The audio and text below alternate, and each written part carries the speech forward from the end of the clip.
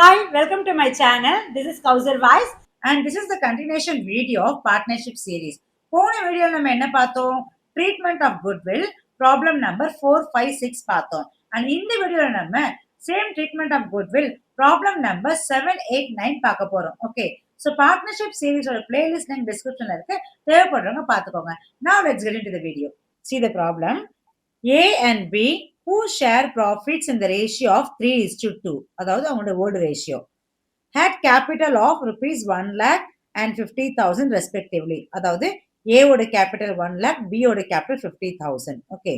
Now they admit C into partnership on the following terms in return for 1/3 share in the future profits. அதாவது C வந்து admit ஆகும்போது அவருக்கு எவ்வளவு proportion கொடுக்க போறாங்களா? ப்ராஃபிட் ஷேரிங் ரேஷியோல 1/3 கொடுக்க போறாங்க. Okay, that's all.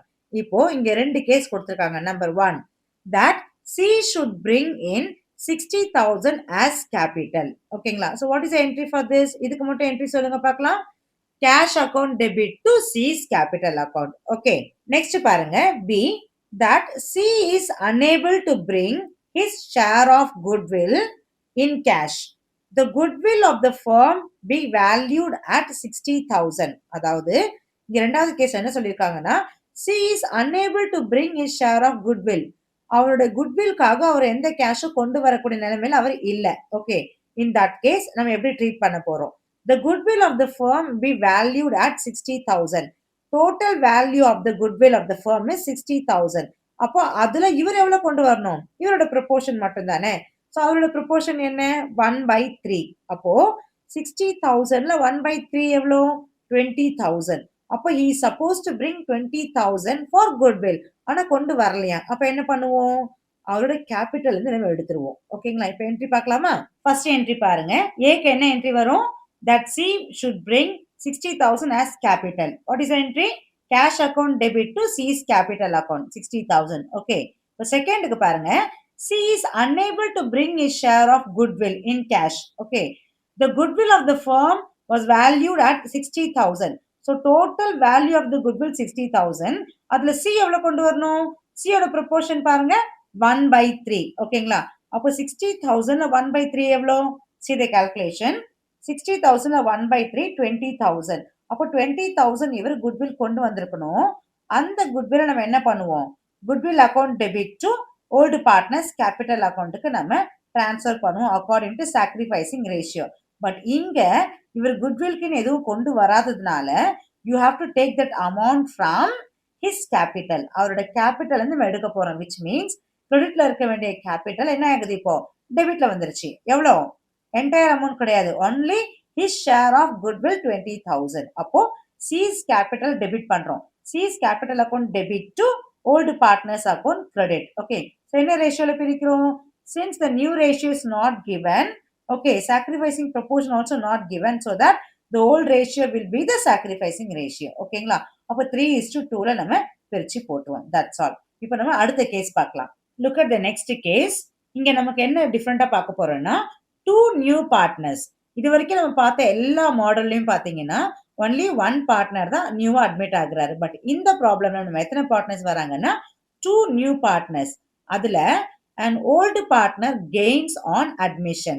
இந்த ரெண்டு பார்ட்னர் உள்ள வரதுனால ஓல்டு பார்ட்னர்ல ஒரு பார்ட்னருக்கு என்ன நடக்குதா? கெயின் நடக்குதா? யூஸ்வலா நியூ பார்ட்னர் உள்ள வரும்போது ஓல்டு பார்ட்னர் சாக்ரிஃபைஸ் தானே பண்ணுவாங்க. நம்ம கால்குலேட் பண்ணா கண்டிப்பா சாக்ரிஃபைசிங் ரேஷியோ தான் கிடைக்கும். பட் இங்க வந்து ஒரு பார்ட்னருக்கு தான் சாக்ரிஃபைஸ் ஆகுது, ஒரு பார்ட்னருக்கு கெய்னிங் ரேஷியோ கிடைக்குது.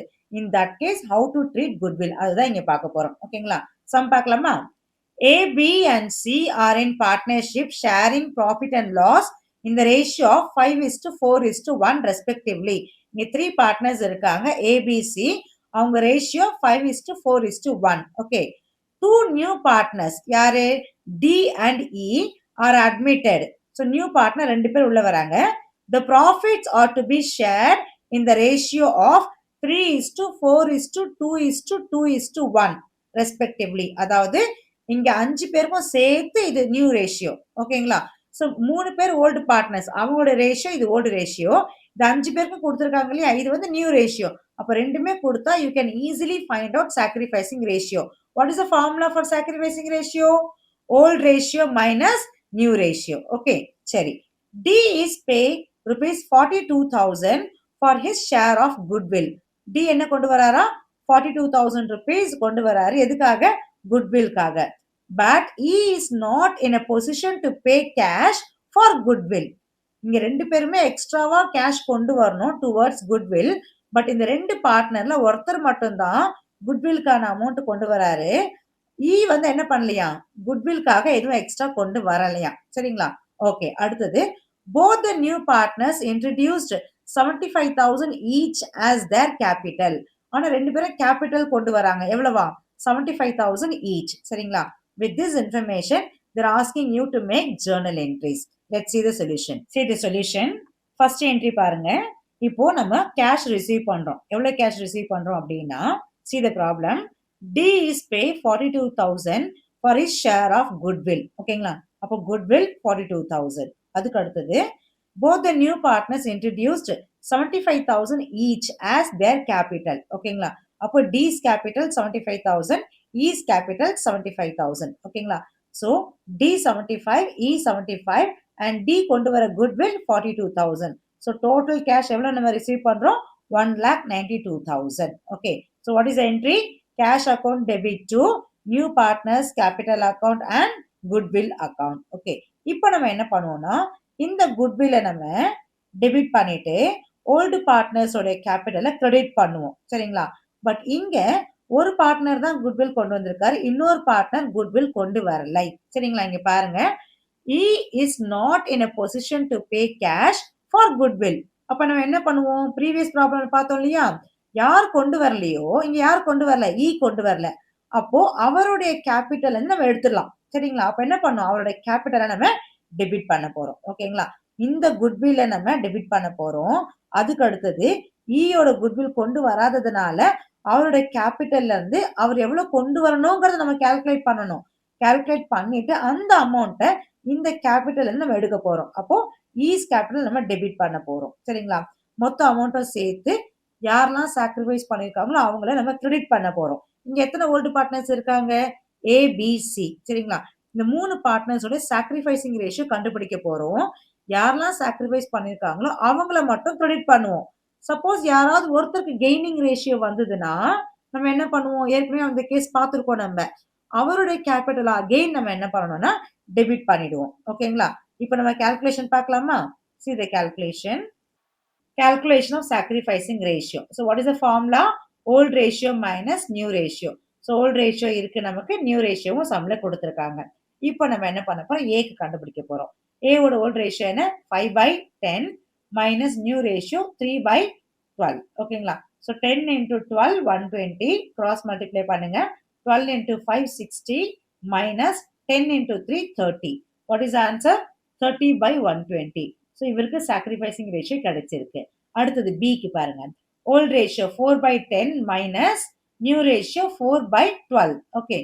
அப்போ 120 and 4 into 12 48 minus 10 into 4 40. இங்க 8/120. So இவருக்கும் sacrificing ratio கிடைச்சிருக்கு. இப்போ C க்கு பாருங்க. old ratio 1/10 minus new ratio 2/12. Okay. அப்போ 10 into 12 120. 1 into 12 12 minus 10 into 2 20. 12 minus 20/120. அப்போ 12 minus 20 போட்டா நமக்கு என்ன ஆன்சர் வரும்?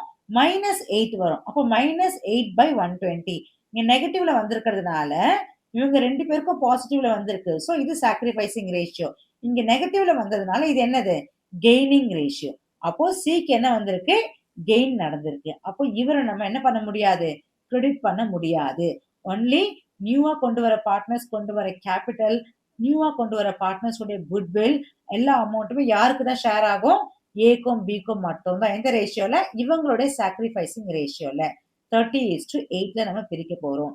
பட் இவருக்கு கெயின் வந்ததுனால இவரும் என்ன பண்ணணும்? எக்ஸ்ட்ரா அமௌண்ட் குட்வில்காக கொண்டு வரணும். எந்த ப்ரொபோர்ஷன்ல இவருக்கு எவ்வளவு கெயின் நடக்குதோ அந்த ப்ரொபோர்ஷன்ல இவர் கொண்டு வரணும். கொண்டு வரலன்னா கூட பரவாயில்ல, எங்க எடுத்துக்கலாம்? நம்ம இவருடைய கேபிட்டல் நம்ம எடுத்துக்க போறோம். சரிங்களா? அப்ப இவருடைய கேபிட்டல் என்ன பண்ண போறோம்? டெபிட் தான் பண்ண போறோம். ஓகேங்களா? இப்ப அடுத்து என்ன கால்குலேஷன் பார்க்க போறோம்னா, he is unable to bring cash for goodwill இல்லையா? அப்ப அவர் எவ்வளவு கொண்டு வரணும் நம்ம கால்குலேட் பண்ண போறோம். அப்ப இங்க டி மட்டும் தான் பே பண்றாரு. see the problem, D is pay 42,000 for his share of goodwill. அவரோட ஷேர் என்ன? இங்க பாருங்க D யோட ஷேர் என்ன? 2. அப்போ 2/12. இதெல்லாம் ஆட் பண்ணா 12 வருது இல்லையா? இது எல்லாத்தையும் ஆட் பண்ணா 12 வரும் இல்லையா? அப்போ 2/12. அப்போ இவரோட ப்ரொபோர்ஷனுக்கு இவர் எவ்வளவு கொண்டு வராராம்? 42,000 கொண்டு வராரு. Okay. So D is paying 42,000 for 2/12th share. அவருடைய ப்ரொபோர்ஷன். அப்போ டோட்டல் குட்வில் எவ்வளவுன்னு எப்படி கால்குலேட் பண்ணுவோம்னா அப்படியே ரிவர்ஸ் பண்ணுவோம். அப்படியே உல்டாவா கால்குலேட் பண்ணுவோம். Total value of goodwill is equal to 42,000 into 12/2.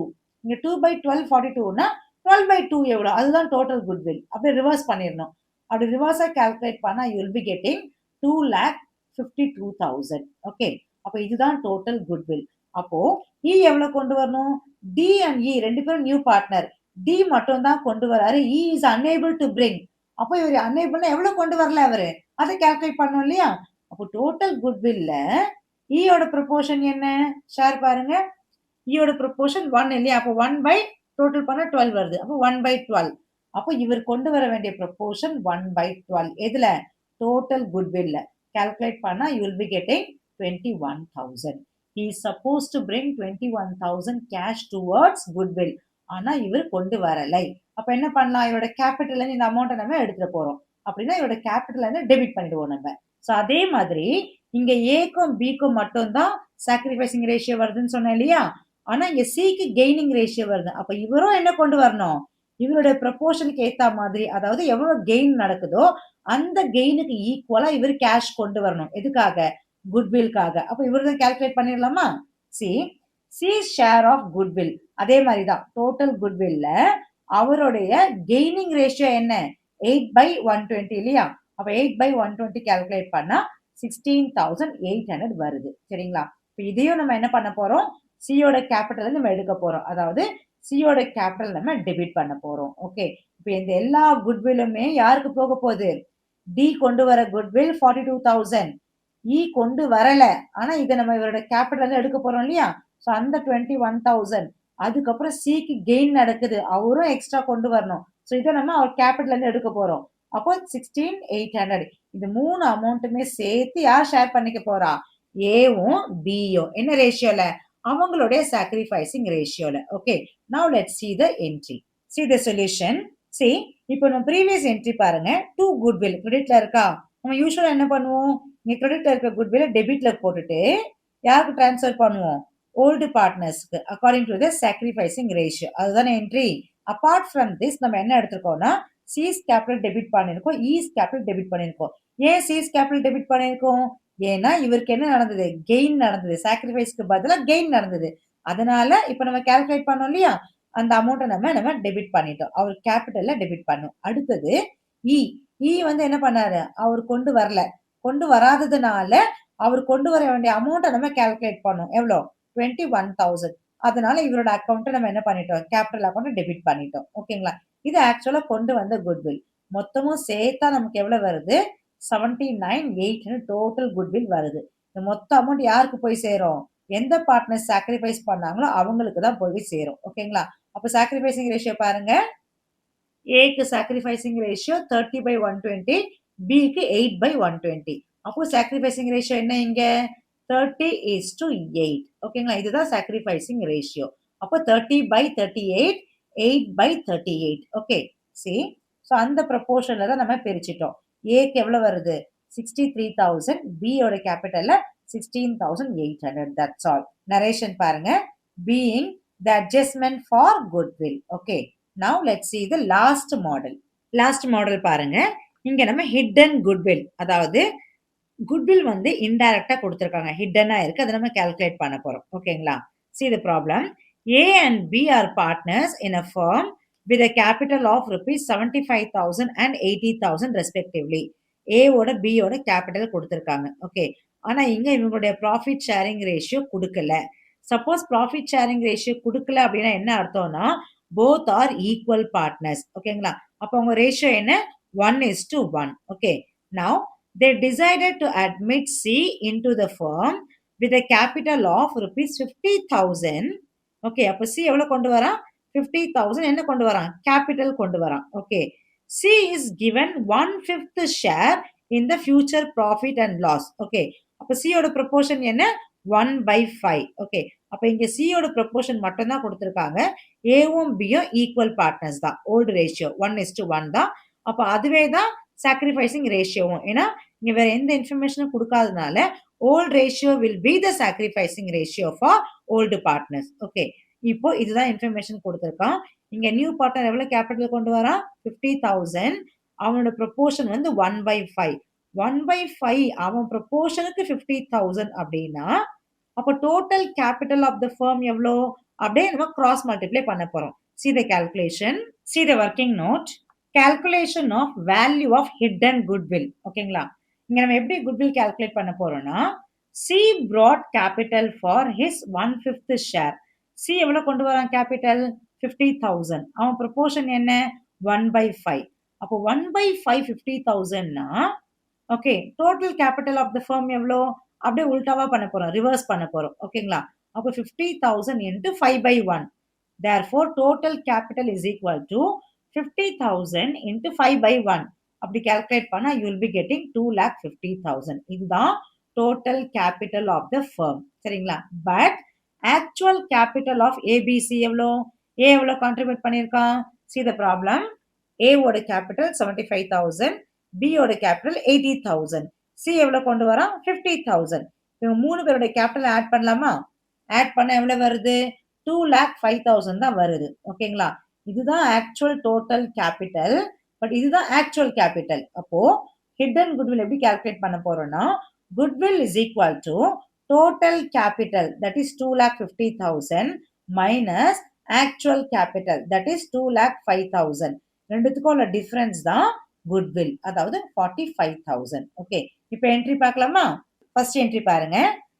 Cash account debit to C's capital account. Okay, so C எவ்வளவு கொண்டு வராரு 50,000 கேபிட்டல் கொண்டு வராரா, அதுக்கான என்ட்ரி தான் cash account debit to C's capital account 50,000. அதுக்கப்புறம் இப்போ இங்க இவரு குட்வில் கொண்டு வந்த மாதிரி எங்கேயுமே கொடுக்கல, பட் ஹிடன் குட்வில் நம்ம கால்குலேட் பண்ணிட்டோம்.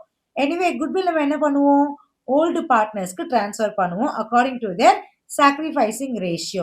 இங்க எதுவுமே கொடுக்காததுனால old ratio will be the sacrificing ratio.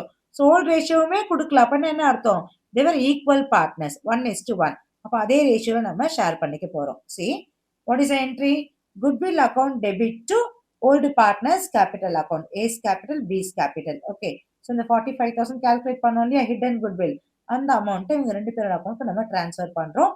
என்ன ரேஷியோ, sacrificing ratio, அதாவது old ratio according to this problem 1:1. okay, that's all. next வீடியோல நாம revaluation of assets and liabilities பார்க்க போறோம். playlist link descriptionல கொடுக்க, தேவைப்படுறவங்க பார்த்துக்கோங்க. and இந்த வீடியோ உங்களுக்கு பிடிச்சிருந்ததுன்னா ப்ளீஸ் லைக் பண்ணி கமெண்ட் பண்ணுங்க and subscribe பண்ணி ஷேர் பண்ணுங்க. see you in the next video.